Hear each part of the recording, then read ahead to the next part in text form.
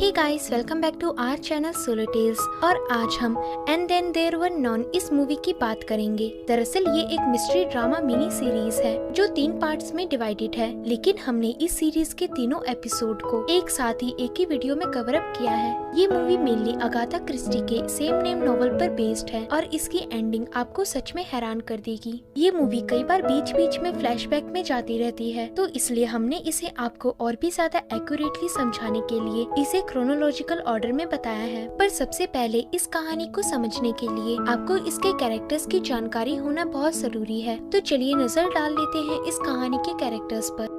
Miss vera क्लैथॉन जो कभी एक गवर्नेंस और एक टीचर हुआ करती थी, पर अब उन्हें एक जॉब की बहुत जरूरत है। डिटेक्टिव विलियम ब्लॉर ये अभी एक प्राइवेट इन्वेस्टिगेटर हैं, लेकिन इनका ज्यादातर शक गलत निकलता है। फिलिप लैम्बर्ट एक काफी जवान आदमी जो कभी एक सोल्जर हुआ करता था, लेकिन किसी कारण से अभी ये मिलिट्री में नहीं है। डॉक्टर एडवर्ड आर्मस्ट्रॉन्ग एक काफी अमीर डॉक्टर है, लेकिन इसके पीछे उनका एक काफी गहरा राज है जो आगे की कहानी में आपको रिवील होगा। जज वारग्रेव एक रिटायर्ड जज हैं, जिन्हें अपनी जजमेंट पर कभी शक नहीं हुआ और यही उनकी गलती है। एंथनी मार्स्टन एक काफी अमीर और एरोगेंट किस्म का लड़का है जिसे अपने पैसों का काफी ज्यादा घमंड है। एमिली ब्रांट एक काफी ज्यादा रिलीजियस यानी धार्मिक किस्म की महिला है, पर इन्होंने भी कभी अपनी जिंदगी में एक बहुत ही बड़ी गलती की थी। अब सबसे लास्ट में मेन कैरेक्टर्स हैं इस कहानी के मिस्टर जनरल मैकार्थर जो कभी मिलिट्री में थे पर अब रिटायर्ड हैं। इन 8 मेन कैरेक्टर्स के अलावा भी इस फिल्म में कुछ और लोग भी हैं जिनसे आप धीरे धीरे इंट्रोड्यूस होते जाएंगे। और खास बात यह है कि इस सीरीज की कहानी 1935 पर बेस्ड है। तो चलिए अब शुरू करते हैं इस सीरीज की कहानी को। तो कहानी की शुरुआत में हमें इन सभी 8 मेन कैरेक्टर्स को एक बोट में दिखाया जाता है। ये सभी लोग एक दूसरे से बिल्कुल अनजान थे, यानी ये एक दूसरे को भी नहीं जानते थे, लेकिन इन सभी में एक बात कॉमन थी और वो ये थी कि इन सभी को मिस्टर ओवन नाम के एक बहुत ही अमीर शख्स की तरफ से उनके खुद के आइलैंड में आने का इनविटेशन मिला था।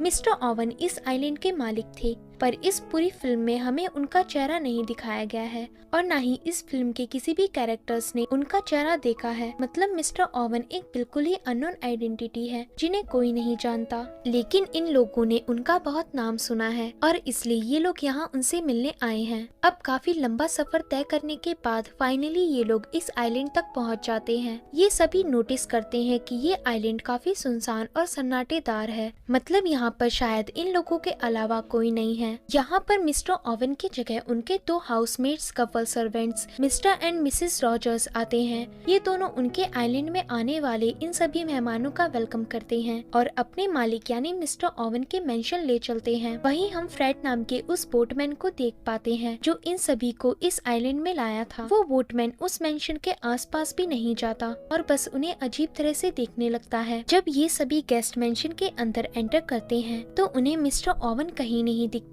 तो मिस्टर थॉमस रॉजर्स बताते हैं कि उनके मालिक अभी किसी काम से बाहर गए हुए हैं और बहुत जल्द लौट आएंगे, पर तब तक वह दोनों यानी वो और उनकी वाइफ मिलकर इन सभी गेस्ट का ख्याल रखेंगे। ऐसा कहकर ये दोनों अपने इन गेस्ट को उनका कमरा दिखाते हैं। मैं आपको इधर एक बात बता दूं कि इस पूरे घर में कहीं पर भी टेलीफोन या फिर बाहरी दुनिया से संपर्क करने वाला कोई साधन मौजूद नहीं है और इन सभी लोगों के रूम के दरवाजों में एक चीज लिखी हुई है। ये एक 10 लिटिल सोल्जर्स की पोयम है, पर दरअसल ये एक रिडल है जो आपको बाद में समझ आएगी। अगले सीन में हम मिस क्लैथॉन को एक दरवाजे की तरफ जाता हुआ देखते हैं, पर तभी वहाँ पर पीछे से मिस इथेल रॉजर्स आ जाती हैं और वो क्लैथॉन को उस कमरे में जाने से रोकती हैं। वह बताती हैं कि मिस्टर ओवन ने इस कमरे में जाने पे कड़े तौर से किसी को भी मना किया है। तो ये सुनकर मिस क्लैथॉन वहाँ से अपने कमरे में वापस चली जाती हैं, पर तभी हमें पता चलता है कि इस कमरे में मिस्टर थॉमस रॉजर्स छिपे हुए थे। अब ऐसा क्यों था ये आपको बाद में पता चलेगा।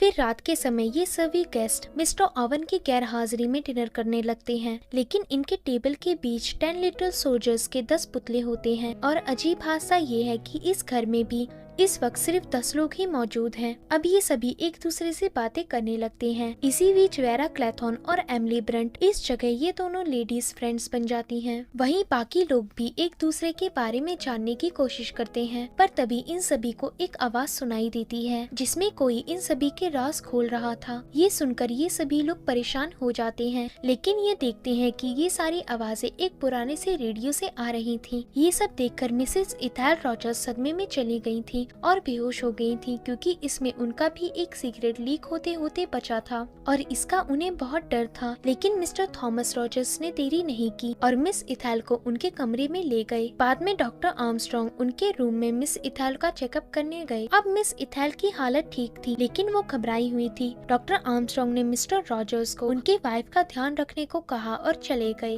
पर उनके कमरे से निकलते ही रॉजर्स अपनी वाइफ पर बिगड़ने लगा और किसी बात से डांटने लगा। फिर नेक्स्ट सीन में मिस इथैल को छोड़कर मेंशन में आए हुए सभी लोग एक साथ एक कमरे में जमा होते हैं। यहाँ सभी लोग मिस्टर रॉजर्स की तरफ शक की निगाहों से देखने लगते हैं। रॉजर बताते हैं कि उन्हें इस बारे में कुछ नहीं पता था, वो तो सिर्फ उन्हीं के ऑर्डर्स को फॉलो कर रहे थे जो उन्हें लिस्ट में दिए गए थे। इसके अलावा उन्होंने भी बाकी सभी लोगों की तरह आज तक मिस्टर ओवन को कभी नहीं देखा। जब वो उस रेडियो को उस रूम में सबसे छिपकर अरेंज कर रहे थे, तभी उन्हें शक था कि इसमें कुछ तो है। लेकिन उन्हें इस रेडियो को सही समय में लोगों से छिपाकर बजाने का स्ट्रिक्ट ऑर्डर मिला था, तो इसलिए उन्होंने इसे बजाकर नहीं देखा। अब बाकी गेस्ट को मिस्टर रॉजर्स की बातों पर भरोसा होने लगता है, पर फिर ये लोग सोचने लगते हैं कि क्या जो कुछ भी उस रेडियो में उनके बारे में प्ले हुआ था वो सच था। तो इस पर सभी लोग अपने आप को सही साबित करने लग जाते हैं और हर कोई अपना गुनाह छुपा लेता है। लेकिन एंथनी मॉर्स्टन का गुनाह पूरी तरह सबके सामने आ गया था, तो इसलिए उसे सच रिवील करना पड़ता है। वो कहता है कि एक बार वो सड़क में काफी तेज गाड़ी चला रहा था और गलती से उसने एक्सीडेंटली 2 बच्चों को मार डाला था और वहाँ से भाग गया था। तो अब एंथनी का सच सुनकर लैम्बर्ट को भी अपनी गलती बताने की हिम्मत मिलती है और वो बताता है कि वो मिलिट्री में था और उसे अफ्रीका में तैनात किया गया था। लेकिन एक वार के दौरान उसे और उसके दोस्त के पास कुछ खाने को नहीं बचा था, तो इसलिए उन्होंने अफ्रीकन कबीलों में रहने वाले गरीब लोगों का खाना चुरा कर सर्वाइव किया था। तो ये सुनकर सभी लोग लैम्बर्ट पर गुस्सा हो जाते हैं, लेकिन लैम्बर्ट बताता है कि ये उसकी मजबूरी थी। पर तभी अचानक एंथनी को कुछ होने लगता है और उसके मुंह से खून निकलता है, जिसके बाद वो मर जाता है। और यहाँ से 10 लिटर सोल्जर्स की पोएम की पहली कहावत सच होती है, जो थी 10 little soldiers went out of dine, one choked himself and then there were 9। मतलब जैसा कि अभी तक हुआ था, 10 लोग एक डिनर टेबल में आते हैं पर एक जहर का ग्लास पी लेता है और उसके बाद सिर्फ 10 में से 9 लोग बचते हैं। तो कुछ इस तरह से ये पोएम हर मर्डर से बारी बारी लिंक होगी और फिर लास्ट में एक लाइन आएगी and then there were none, यानी इस आइलैंड में अब कोई नहीं बचा। आगे डॉक्टर आर्मस्ट्रॉन्ग सभी को बताते हैं कि अजीब है, जिस ग्लास को एंथनी पी रहा था बस उसी में जहर था, तो इसका मतलब ये सब कहीं न कहीं प्लान्ड था, या फिर शायद ऐसा एंथनी के बहुत ज्यादा ड्रग्स लेने से हुआ होगा, क्योंकि वो एक काफी अमीर आदमी था और वो ड्रग्स खरीद सकता था। तो ये सुनकर सभी लोग अपने कमरे में जाकर सो जाते हैं। लेकिन डॉक्टर आर्मस्ट्रॉन्ग को एक सपना आता है जिसमें वो ज्यादा शराब पी लेते हैं और गलती से ऑपरेशन करते वक्त अपने एक पेशेंट को मार डालते हैं। पर तभी वो जाग जाते हैं। दरअसल ये एक हकीकत थी जो वो एक सपने के रूप में देख रहे थे, यानी उन्होंने सच में अपने एक पेशेंट को मार डाला था। लेकिन अभी वो उठ जाते हैं और उन्हें मिस्टर रॉजर्स जल्दी से अपने कमरे में बुलाते हैं। दरअसल आज सुबह ही मिस रॉजर्स की मौत हो गई थी, पर बॉडी चेक करने के बाद डॉक्टर आर्मस्ट्रॉन्ग मरने का कारण नहीं बता पाते। ये मर्डर भी ठीक उसी पोएम के हिसाब से हुआ था। जब डॉक्टर आर्मस्ट्रॉन्ग अपने कमरे में लौट रहे थे, तभी मिस क्लॉथॉर्न ने उन्हें कुछ दिखाना चाहा। वो उन्हें उस टेबल में ले गई जहाँ पर कल तक 10 फिगर्स थे, लेकिन अब 8 हैं और इसी तरह वह लोग भी इस घर में 8 ही बचे हुए हैं। लेकिन डॉक्टर आर्मस्ट्रॉन्ग इन सब बातों को नहीं मानते और वहाँ से चले जाते हैं। वहीं दूसरी तरफ हम जनरल मैकआर्थर को देख पाते हैं, जिन्हें कुछ याद आता है और तभी ये फिल्म अचानक से फ्लैशबैक में जाती है, जहाँ पर general MacArthur world war first के दौरान मिलिट्री में थे और उन्हें ऐसा शक था कि आर्थर नाम के उनके एक सोल्जर का अफेयर उनकी वाइफ के साथ चल रहा है। तो इसलिए उन्होंने आर्थर को अपने पास बुलाकर धोखे से मार डाला और लोगों को ऐसा बताया कि आर्थर वर्ल्ड वॉर में चल बसा है। लेकिन आज तक उन्हें इसका अफसोस है, क्योंकि उन्होंने बस अपने एक शक की वजह से उसे मार डाला था। अब जनरल मैकआर्थर आइलैंड के किनारे में होते हैं। यहाँ मिस क्लॉथॉर्न भी आती हैं और उन्हें यहाँ से निकलने की तैयारी करने का सुझाव देती हैं, क्योंकि फ्राइडे को उनका बोटमैन शायद वापस उन्हें यहाँ से लेने आएगा। लेकिन मैकआर्थर बताते हैं उन्हें पता नहीं क्यों पर ऐसा फील हो रहा है कि इस आइलैंड में कोई नहीं बचेगा और सभी मारे जाएंगे। वैसे भी अब उनकी जिंदगी में कोई नहीं है तो अब उन्हें मरने का भी कोई गम नहीं। ऐसा कहकर जनरल मैकआर्थर मिस क्लैथॉर्न को वापस भेज देते हैं, पर उसके जाते ही जनरल को एक हुडेड फिगर दिखाई देती है और ये सीन यही कट हो जाता है। इसके बाद हम मिस एमिली और मिस क्लैथॉर्न को देखते हैं। बातों ही बातों में एमिली अपनी जिंदगी की एक सच्चाई बताती है और कहती है कि उन्होंने कई सालों पहले अपनी एक मेड को काम से निकाल दिया था क्योंकि वो मेड प्रेग्नेंट हो गई थी और मिस एमिली इतनी धार्मिक थी कि वो किसी प्रेग्नेंट लेडी को काम में नहीं रखती थी और इसलिए उन्होंने उसे धक्का मारकर बाहर निकाल दिया था। लेकिन उस मेड को उस समय काम की बहुत ही ज्यादा जरूरत थी और कोई काम न मिलने पर उसने खुद को मार डाला था। मिस एमिली कहती है कि ये उस मेड का काफी अजीब तरीका था जिंदगी को अलविदा कहने का, लेकिन मिस क्लैथॉर्न समझ जाती है कि मिस एमिली का नेचर कैसा है और इसलिए मिस क्लैथॉर्न एमिली का साथ छोड़ देती है। अब वही हमें मिस्टर रॉजर्स को दिखाया जाता है जो अपनी वाइफ के गुजर जाने के बाद भी लकड़ी काट कर लाते हैं और सारा काम संभाल लेते हैं। यहाँ से हमें मिस्टर रॉजर्स की कंसिस्टेंसी का पता चलता है। इसी दौरान मिस एमिली को एक जगह पर कई सारे चील कौवे उड़ते हुए दिखते हैं। जब वह पास जाती हैं तो काफी शौक रह जाती हैं। दरअसल यहाँ पर मिस एमिली जनरल की लाश देख लेती हैं, यानी अब इस घर में 10 में से सिर्फ 7 ही लोग बचे हैं और वो पुतली भी 8 की जगह 7 हो जाते हैं। वही मौसम कुछ इस तरह बिगड़ जाता है कि अब उनके लिए किसी भी तरह का बोट आना नामुमकिन है, यानी अब ये लोग इस आइलैंड में काफी बुरी तरह से फंस चुके हैं। आगे हमें इन 7 लोगों को एक रूम में दिखाया जाता है जहाँ पर ये सभी लोग एक दूसरे पर शक करने लगते हैं और इल्जाम लगाते हैं, लेकिन फिर सोचते हैं कि आखिर ये मिस्टर ओवन कौन है और कहाँ है। उसी ने इन सभी को यहाँ पर फंसाया है। लेकिन फिर इस सवाल को सुनते ही जज वारक्रेव के दिमाग में कुछ आता है और वो अपना इन्विटेशन लेटर चेक करते हैं। वह देखते हैं कि इस मेंशन के मालिक का पूरा नाम मिस्टर यूएन ओवन है और शायद यूएन का मतलब अननोन है, यानी मिस्टर ओवन कोई है ही नहीं। जज अपनी इस बात को साबित करता है और बताता है कि अगर यहाँ पर सच में कोई मिस्टर ओवन होता तो वो इतने दिनों तक इस छोटे से आइलैंड में नहीं छिपा रहता, क्योंकि यहाँ छिपने की कोई जगह नहीं है। इसका मतलब उन्हीं 7 लोगों में से कोई मर्डरर है और उसी ने ये सब किया है। अब जब ये सारी डिस्कशन चल रही होती है तभी मिस क्लैथॉर्न को एक बच्चे की आत्मा दिखाई देती है। दरअसल ये उनका हेलुसिनेशन था जो उन्हें आता रहता था। ऐसा क्यों था ये सबसे लास्ट में आपको रिवील होगा। आगे ये सभी गेस्ट अपने अपने कमरे को अच्छी तरह से लॉक करके सो जाते हैं। वहीं मिस्टर रॉजर्स रात को उस पोयम को पढ़कर कुछ समझने की कोशिश करते हैं, पर तभी ये सीन यहीं पर कट हो जाता है और नेक्स्ट डे में शिफ्ट हो जाता है। जब अगले दिन डॉक्टर आर्मस्ट्रॉन्ग उठते हैं तो वो मिस्टर रॉजर्स की बॉडी देखकर बहुत डर जाते हैं, क्योंकि मिस्टर रॉजर्स का कमरा डॉक्टर आर्मस्ट्रॉन्ग के साइड में ही था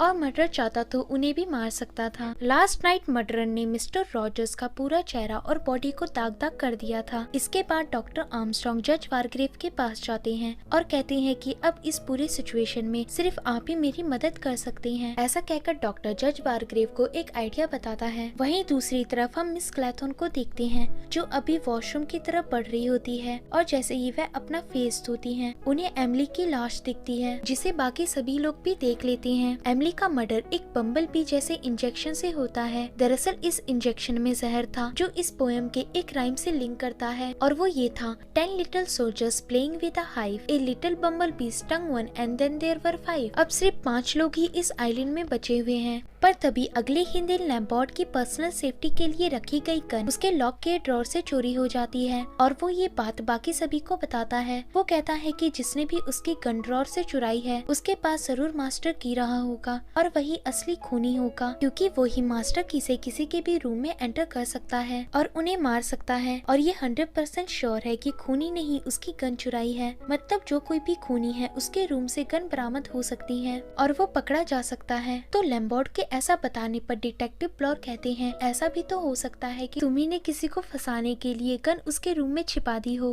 लेकिन इस पर लैम्बॉर्ड कहता है कि वो ऐसा हरगिज कभी नहीं करेगा और ये शक करने का टाइम नहीं है। अभी ये बहुत परेशानी की बात है कि मर्डरर के हाथ उसकी गन लग चुकी है और वो और भी ज्यादा खतरनाक हो गया है, लेकिन उसे पकड़ने का उनके पास सिर्फ एक ही मौका है। तो लैम्बॉर्ड के ऐसा कहने पर सभी लोग उसकी बात मान जाते हैं और फिर एक दूसरे का कमरा पूरी तरह से चेक करते हैं, लेकिन इन्हें किसी के भी कमरे में कुछ नहीं मिलता। अगले सीन में ये सभी 5 लोग डाइनिंग टेबल में होते हैं जहाँ पर काफी शांति होती है, पर तभी जज वारग्रेव को अपने एक क्रिमिनल केस याद आता है जिसमें उन्होंने एक लड़की को मुजरिम करार कर दिया था और उसे फांसी की सजा सुनाई थी। जब वारग्रेव ये बात बाकी 4 मेंबर्स को बताते जाते हैं तो सभी लोग कहते हैं कि शायद वो लड़का इनोसेंट था और उसने कुछ नहीं किया था। उस टाइम हर न्यूज़पेपर में बस उसी लड़के के बारे में छपा था और लोगों को यकीन था कि वो लड़का मुजरिम नहीं है और जज वारग्रेव का फैसला गलत है। लेकिन वारग्रेव ये सुनकर काफी गुस्से में आ जाते हैं और कहते हैं कि उनका न्याय कभी गलत नहीं होता। ऐसा कहकर जज वारग्रेव अपने कमरे में लौट जाते हैं और पूरी रात बस उसी केस के बारे में सोचने लगते हैं। वहीं दूसरी तरफ मेंशन के सभी लोगों को मिस क्लैथॉन के चिल्लाने की आवाज आती है तो सभी लोग उनके कमरे में आते हैं, लेकिन देखते हैं कि दरअसल मिस क्लैथॉन गिर गई थी और ये बस उसी की आवाज थी। पर तभी डिटेक्टिव ब्लॉर कुछ नोटिस करता है और कहता है कि इस कमरे में क्लैथॉन की आवाज सुनकर सभी लोग आ गए थे, लेकिन जज वारग्रेव कहाँ है। अब अगली सीन में ये सभी लोग जज के कमरे में होते हैं और अब जज को भी उसी खूनी ने शायद लैम्बर्ट की गन से मार डाला था। डॉक्टर आर्मस्ट्रांग इस बात का खुलासा करते हैं कि जज वारग्रेव पूरी तरह से मर चुके हैं। अब अगली सीन में डिटेक्टिव ब्लॉर अपने कमरे में थे और किसी को अपनी विंडो से जाता हुआ देख रहे थे। वहीं दूसरी तरफ लैम्बर्ट की गन उसके पास वापस उसी ड्रॉर में आ चुकी थी। दरअसल इसे अपना काम हो जाने के बाद उसी खूनी ने रखा था। अगले दिन जब ये लोग डिनर में पहुंचते हैं तो अब यहाँ पर सिर्फ 3 लोग बचे होते हैं, डिटेक्टिव ब्लॉर, लैम्बर्ट और मिस क्लैथॉन। लैम्बर्ट और क्लैथॉन को डिटेक्टिव पर शक था। लैम्बर्ट पूछता है कि डॉक्टर आर्मस्ट्रांग कहाँ है। डिटेक्टिव कहता है कि कल रात उन्होंने एक आदमी के शैडो को घर से बाहर निकलते हुए देखा था, शायद वही डॉक्टर थे। अब क्लैथॉन, डिटेक्टिव और लैम्बर्ट डॉक्टर आर्मस्ट्रांग को ढूंढने का डिसाइड करते हैं। इसके लिए क्लैथॉन और लैम्बर्ट बाहर चले जाते हैं, लेकिन जब वापस अंदर लौटते हैं तो उन्हें डिटेक्टिव ब्लॉर की लाश दिखती है। पर इसे देखकर वह दोनों शॉक्ड नहीं होते क्योंकि अब ये रोज का हो चुका था। अब ये दोनों साथ रहकर डॉक्टर को ढूंढने का डिसाइड करते हैं। उन्हें डिटेक्टिव के मरने के बाद लगता है कि डॉक्टर ही कातिल है और वो इस वक्त कहीं पर छिपा हुआ है। लैम्बर्ट उसे मारने के लिए अपनी गन लोड करता है। वहीं हमें दिखाया जाता है कि अब सोल्जर्स के सिर्फ 2 ही पुतले बचे थे, यानी इस आइलैंड में अब सिर्फ क्लैथॉन और लैम्बर्ट है। ये दोनों अब उस डॉक्टर की तलाश करते हैं, लेकिन फिर इन्हें डॉक्टर की डेड बॉडी पत्थर के पास मिलती है। यानी अब इस आइलैंड में सिर्फ 2 ही लोग बचे हैं और अब इन दोनों का शक एक दूसरे पर जाता है। लेकिन लैम्बर्ट को यकीन है कि क्लैथॉन इतने सारे लोगों को नहीं मार सकती। पर तभी बड़ी चालाकी से क्लैथॉन लैम्बर्ट के पीछे मुड़ते ही वो उसकी गन हथिया लेती है और कहती है कि मुझे पता है कि तुम ही खूनी हो, क्योंकि अब इस आइलैंड में सिर्फ हम ही दोनों बचे हुए हैं और मुझे पता है कि मैंने ये सारे मर्डर्स नहीं किए हैं, मतलब ये तुम ही हो। लेकिन लैम्बर्ट कहता है कि ये मैं नहीं हूँ, तुम मेरा विश्वास करो और ये गन मुझे दे दो। ऐसा कहकर लैम्बर्ट अपनी गन लेने क्लैथॉन की तरफ बढ़ता है, लेकिन क्लैथॉन डर के मारे लैम्बर्ट को शूट कर देती है और अब लैम्बर्ट भी मर जाता है। इसके बाद क्लैथॉन बेहोश हो जाती है और उसे सपने में एक लड़का दिखाई देता है। एक्चुअली उसे अपनी जिंदगी का एक इंसिडेंट याद आता है जिसमें वो कभी साइरल हैमिल्टन नाम के एक छोटे से बच्चे की गवर्नेंस हुआ करती थी और उसे मिस हैमिल्टन ने हायर किया था। लेकिन एक दिन क्लैथॉन की मुलाकात ह्यूगो हैमिल्टन से हुई, जो साइरल हैमिल्टन का रिश्तेदार था। ह्यूगो और मिस क्लैथॉन एक दूसरे से अट्रैक्ट हुए और शादी करने का फैसला किया। लेकिन ह्यूगो ने क्लैथॉन के सामने एक डिमांड रखी। उसने कहा कि वो क्लैथॉन से तभी शादी करेगा जब वो साइरल यानी उस छोटे से बच्चे को मार डालेगी, क्योंकि उसके मरने के बाद उस बच्चे की होने वाली सारी जायदाद ह्यूगो की हो जाएगी और फिर वो अमीर होने के बाद उससे शादी कर लेगा। तो उस टाइम मिस क्लैथॉन उसकी ये कंडीशन मान जाती है, क्योंकि वो ह्यूगो को बहुत पसंद करती थी और इसीलिए उसने साइरल को पानी में डुबाकर मार डाला और गवाही दी कि साइरल स्विमिंग करते हुए मर गया। लेकिन इस हादसे से मिस क्लैथॉन को अपनी गलती का एहसास हुआ और उसने ह्यूगो को हमेशा के लिए छोड़ दिया। अब मैं आपको बता दूं कि मूवी के बीच में जिस बच्चे की आत्मा मिस क्लैथॉन ने देखी थी वो दरअसल इसी बच्चे की थी और वो असल में कोई आत्मा नहीं बल्कि उनका हेलुसिनेशन था। अब क्लैथॉन का सपना टूट जाता है और वो फिर से खुद को उसी आइलैंड में पाती है। एक समय के लिए क्लैथॉन का दिमाग सुन पड़ जाता है और वो उस गन को लेकर उसी मेंशन की तरफ बढ़ती है। इसके बाद उसे अपने कमरे में एक चेयर और एक रस्सी बंधी हुई मिलती है। वो उस चेयर में चढ़ जाती है और खुद को फांसी लगा लेती है, क्योंकि उसे अपनी गिल्ट का पछतावा होता है। लेकिन वो ये सोचना भूल जाती है कि आखिर इस चेयर और रस्सी को इस जगह पर किसने रखा। और तभी हम किसी शख्स को कमरे में दाखिल होता हुआ देखते हैं। इसी अनजान शख्स ने इन सभी को मारा था और ये थे मिस्टर जज वारग्रेव, जिन्हें जिंदा देखकर मिस क्लैथॉन काफी ज्यादा हैरान होती होती हैं और हड़बड़ी में उनकी चेयर भी फिसल जाती है। अब जज बारग्रेव क्लैथन के सामने पोयम की आखिरी राइम पढ़ते हैं, one little soldier left alone, he went and hanged himself and then there were none. मतलब एक आखिरी सिपाही आइलैंड में बच गया और किसी गिल्ट के कारण उसने भी खुद को मार डाला। क्लैथन जज बारग्रेव को देखकर उनसे बड़ी मुश्किल से पूछती है कि आखिर उसने इन सभी लोगों को क्यों मारा, उसका उनसे क्या कनेक्शन था और आखिर में उसने मरने का नाटक कैसे किया। तो इस पर जज बारग्रेव बताते हैं